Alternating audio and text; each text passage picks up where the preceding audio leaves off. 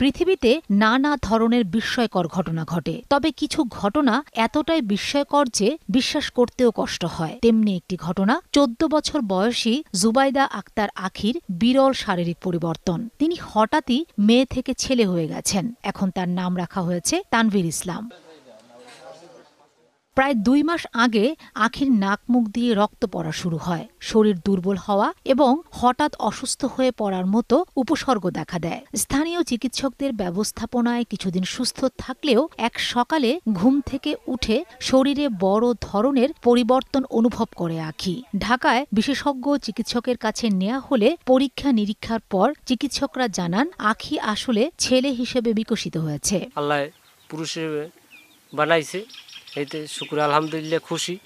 আপনার এইটাই দোয়া যে এইভাবে যেন আল্লাহ রাখে আর ও যেন সুস্থ আছে, এখন বর্তমানে সুস্থ থাকে, স্কুল মাদ্রাসায় যাই চায়, যদি ও হাফিজি পড়তে চায় তাহলে পড়ামু। দয়া করে ওর দিকে একটু মুখের দিকে তাকাইবেন, সবাই দোয়া করবেন। রাত্রি ঘুমাইছি, সকালে উঠে দেখছি যে পরিবর্তন, আমি তো আশ্চর্য হয়ে গেছি। তারপর আমার মার সাথে বলছি, সেও আশ্চর্য হয়ে গেছে। তারপর আমার বাবার সাথে বলছে পর সে বলছে যে আমরা কিছুদিন দেখি, এরকম যখন হয়েছে আমরা কিছুদিন দেখি যে কোনো পরিবর্তন হয় কিনা। দেখছি যে কোনো পরিবর্তন নেই। তারপর আমরা ঢাকা বাড়াইছি ডাক্তার দেখার জন্য। তারপর আমরা নিশ্চিত হইলাম যে পরিপূর্ণভাবে আমি ছেলে হয়েছি। তারপরে আমি বাড়ি এসেছি 1.5 মাস পর। আগে আমার নাক মুখ দিয়ে রক্ত পড়তো, আমি অনেক অসুস্থ ছিলাম। এখন আমি এটা ফিল করি না, এখন আমি অনেক সুস্থ আছি।